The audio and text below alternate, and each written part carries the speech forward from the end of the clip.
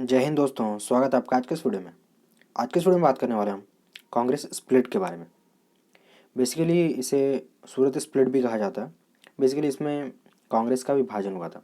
कांग्रेस में बेसिकली दो तबकों के लोग हुआ करते थे, एक नरमपंथी और दूसरे गरमपंथी। तो बेसिकली इन्हीं दोनों के बीच कांग्रेस का विभाजन हो गया था। बेसिकली दोनों अलग अलग हो गए थे। तो इस वीडियो में अंत तक बने रहेगा। चलिए इस वीडियो को कंटिन्यू करते हैं। तो सबसे पहले हम देखेंगे कांग्रेस के बारे में, आखिर ये अस्तित्व में कैसे आया। तो जैसा कि हम सभी को पता है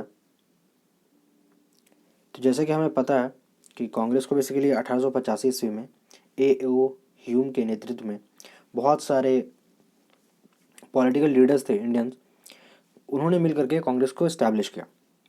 तो बेसिकली जब ये कांग्रेस की स्थापना हुई उस वक्त बेसिकली कांग्रेस में दो तबकों के लोग थे। एक वो जिन्हें मॉडरेट्स यानी कि उदारवादी कहा जाता है, दूसरे वो एक्सट्रीमिस्ट जिन्हें बेसिकली हम गरमपंथी भी कहते हैं। तो बेसिकली 1885 कांग्रेस की स्थापना होने से लेकर के 1905 ईस्वी तक के बीच मॉडरेट्स का कांग्रेस के ऊपर दबदबा था। कांग्रेस के अंदर अगर किसी की चलती थी तो वो थे मॉडरेट्स। हम इसके आगे बढ़ते हैं तो हम देखते हैं कि बेसिकली ये मॉडरेट्स और एक्सट्रीमिस्ट में बेसिकली अंतर क्या है।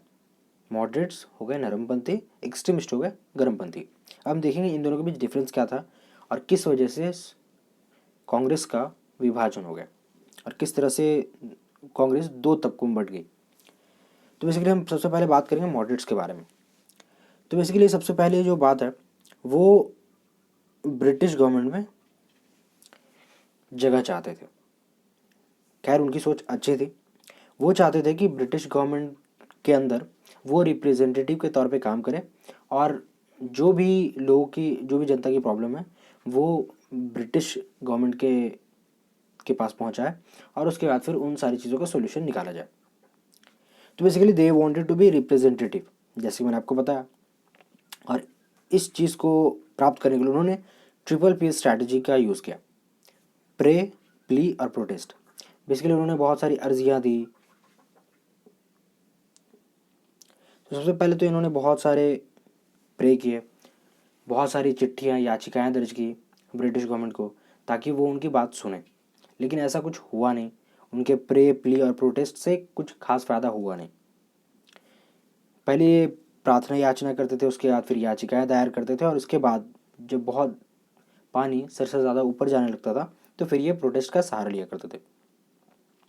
अब मॉडरेट्स के अंदर जो बड़े बड़े नेता थे उनमें जिनका नाम बहुत ज़्यादा था उनमें थे दादा भाई नौरोजी, गोपाल कृष्ण गोखले और फिरोज शाह मेहता जैसे कई ऐसे पॉलिटिकल लीडर्स थे जो कि मॉडरेट्स को सपोर्ट किया करते थे। बेसिकली उनकी सोच मॉडरेट्स वाली थी, नरमपंथी। अब हम बात करते हैं एक्सट्रीमिस्ट के बारे में। तो सबसे पहली बात तो ये किसी तरह का ब्रिटिश गवर्नमेंट में अपना कोई स्थान नहीं चाहते थे। वो सीधा सीधा सेल्फ रूल यानी कि स्वराज चाहते थे। जिस तरह से आयरलैंड में लोग अपने देश का शासन खुद चला रहे हैं, भले ही वो अंग्रेज़ों के अंतर्गत चला रहे हैं, तो वो चाहते थे स्वराज। तो वो इस चीज़ में विश्वास करते थे कि जब तक हम सरकार को प्रेशराइज नहीं करेंगे तब तक वो हमारी बात नहीं सुनेगी। तो इसीलिए इनका ये नज़रिया था कि अगर किसी भी प्रकार से अगर ब्रिटिश गवर्नमेंट के ऊपर कोई संकट आता है तो वो सबसे ज़्यादा सही समय है उनके ऊपर प्रहार करने के लिए और अपने लिए स्वराज मांगने के लिए। तो बेसिकली ये इनका मोटिव था। और एक्सट्रीमिस्ट के नेताओं में के लीडर्स के बारे में अगर हम बात करें तो उनमें थे बाल गंगाधर तिलक, लाला लाजपत राय और अरविंद घोष जैसे गर्मपंथी नेता थे। अब तो हमने देख लिया कि कांग्रेस में मॉडरेट फेज देख लिया हमने, उसके बाद मॉडरेट्स और एक्सट्रीमिस्ट में क्या डिफरेंस था वो हमने देख लिया। अब हम आगे बढ़ते हैं। अब हम देखते हैं बंगाल पार्टीशन। तो इसमें हुआ था, बेसिकली मैं इसका ओवरव्यू समझा रहा हूँ मैं आपको। तो बेसिकली 1903 ईस्वी में हुआ यह था कि अंग्रेज़ों ने इतने सारे जो प्रोटेस्ट हो रहे थे वो सबसे ज़्यादा बंगाल के लोग कर रहे थे, क्योंकि बंगाल में एकता थी।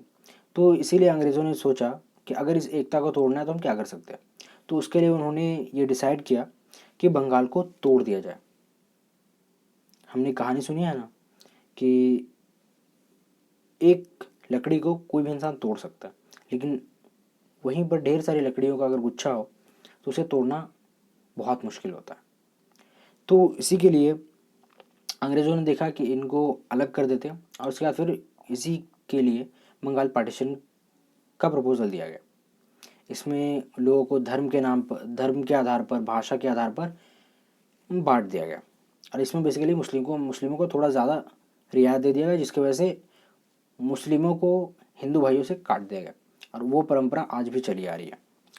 तो बेसिकली मॉडरेट्स जब 1903 में पार्टीशन का अनाउंसमेंट जब अंग्रेज़ों ने किया, उसके बाद से मॉडरेट्स के जितने भी नेता थे उन सभी ने अपनी अपनी स्ट्रैटेजी लगाई। उनकी जो स्ट्रैटेजी थी ट्रिपल पी स्ट्रैटेजी, तो वो उन्होंने लगा ली, प्रे, प्ली और प्रोटेस्ट वाली। तो उसके बावजूद सरकार ने उनकी एक नहीं सुनी। उसके बाद फिर एक्सट्रीमिस्ट ने डिसाइड किया कि ये जो चीज़ें कर रहे हैं इनसे तो सरकार सुन नहीं रही है, अब हमें कुछ अपना करना होगा। तो उसके लिए उन्होंने शुरू किया स्वदेशी एंड बॉयकॉट मूवमेंट, जिसे हम स्वदेशी एवं बहिष्कार आंदोलन भी कहते हैं। इसमें बेसिकली इन्होंने ये मोटिव रखा कि जितने भी फॉरेन गुड्स हैं, चाहे वो कपड़ा हो और फॉरेन से आने वाली जो भी चीज़ें हों, उन सारी चीज़ों के अलावा ब्रिटिश गवर्नमेंट के अंतर्गत आने वाले ऑफिस, स्कूल, कॉलेज और इस तरह की बहुत सारी चीज़ें, यहाँ तक कि उनके स्टाफ, सिपाही, फोर्स, इन सारी चीज़ों को भी बहिष्कार किया जाए, ताकि जब कोई करने वाला ही नहीं होगा तो अंग्रेज़ अपने आप घुटने टेक देंगे। इसके साथ साथ ही अगर किसी चीज़ को बॉयकॉट किया जाता है, किसी चीज़ का अगर बहिष्कार किया जा रहा, तो उसके लिए जाहिर सी बात है हमें ज़रूरत पड़ती है अपने देश में बनी कुछ चीज़ों की। फॉर एग्ज़ाम्पल इंडस्ट्री, चाहे वो उद्योग, चाहे वो कपड़ों की इंडस्ट्री हो, इस तरह की बहुत सारी चीज़ें भी की गई। बहुत सारे सरकारी स्कूल खोले गए जो कि एक्सट्रीमिस्ट नेताओं के पैसों से बने थे, या फिर लोगों से चंदा करके इस तरह की चीज़ें बनाई गई थी। बहुत सारे उद्योगों को प्रोत्साहित किया गया ताकि स्वदेशी मूवमेंट को आगे बढ़ाया जा सके। तो इसमें क्या था कि एक्सट्रीमिस्ट जो कि गर्म दल के जो नेता थे, और बेसिकली उनके जो तबके थे, वो चाहते थे कि स्वदेशी एंड बॉयकॉट मूवमेंट को पूरे भारत में फैलाया जाए, जबकि दूसरी तरफ मॉडरेट्स इस चीज़ के लिए अगेंस्ट थे। वो चाहते थे कि ये स्वदेशी एंड बॉयकॉट मूवमेंट जो है वो सिर्फ और सिर्फ बंगाल तक सीमित रहे, ना कि पूरे देश में इस चीज़ को फैलाया जाए, क्योंकि मॉडरेट्स को ऐसा लगता था कि अभी भारत इस चीज़ के लिए अच्छी तरह से रेडी नहीं कि इस मूवमेंट को पूरे अक्रॉस द कंट्री चलाया जा सके। अब हम इसके आगे बढ़ते हैं। अब हम देखते हैं कोलकाता सेशन 1906। बेसिकली इस सेशन में हुआ क्या कि एक्सट्रीमिस्ट, मॉडरेट्स, दोनों दलों से लोग अध्यक्ष बनना चाहते थे, इस अधिवेशन के अध्यक्ष बनना चाहते थे। दोनों एक दूसरे पर फायर थे। तो इस चीज़ के वजह से बहुत सारी कंट्रोवर्सी हुई। कंट्रोवर्सी क्या, बहुत सारी मतभेद हुए। उसके बाद फिर एक बात पर, जिस चीज़ पर सर्वसम्मति बनी, वो थे दादा भाई नौरोजी, और उन्हें 1906 में इस अधिवेशन का अध्यक्ष बना दिया गया। तो इसमें बेसिकली 4 मेजर पॉइंट के बारे में डिस्कस किया गया था। तो वो था पहला स्वराज, दूसरा नेशनल एजुकेशन, तीसरा बॉयकॉट मूवमेंट और स्वदेशी मूवमेंट के बारे में बात की गई थी। और इन चारों चीज़ों को बेसिकली एक साल में पूरा किया जाना था। तो ये 4 प्रपोजल रखे थे जो कि बहुत भारी भरकम थे, और एक्सट्रीमिस्ट को ये विश्वास था कि ये चारों चीज़ें मॉडरेट्स के द्वारा पूरी नहीं की जा सकती। हम इसके आगे बढ़ते हैं। तो हुआ यही कि जब एक साल पूरे हो गए और इस तरह का कुछ इन सारे प्रपोजल का कोई नतीजा नहीं निकला, तो यहाँ पर एक्सट्रीमिस्ट और मॉडरेट्स दोनों इस अधिवेशन में आमने सामने थे, और दोनों एक दूसरे के ऊपर फायर थे। पहले गर्मा गर्मी हुई, बहस हुई, बहुत सारे डिबेट्स हुए। उसके बाद फिर कुछ ही लम्हों में ये नज़ारा थोड़ा बहुत हिंसक होने लगा, जूते मारे जाने लगे, कुर्सियाँ टूटने लगी। तो इस टाइम पर दोनों ही तबकों ने एक बात डिसाइड कर ली थी कि अब हम दोनों को अलग हो जाना चाहिए। ठीक है। बेसिकली इसमें कांग्रेस के बेसिकली 2 तबकों के लीग थे, जिसमें एक तबके अलग हो गए। तो वो जितने भी थे दोनों अगेंस्ट थे एक दूसरे के। उसके बाद फिर उन्होंने ये डिसाइड किया कि ठीक है अब स्प्लिट करते हैं, और उसके बाद से कांग्रेस बेसिकली 2 तबकों में अलग हो गई, जिसे एक्सट्रीमिस्ट और मॉडरेट्स के नाम से जाना गया। ठीक है। तो बस आज के इस वीडियो में बस इतना ही था।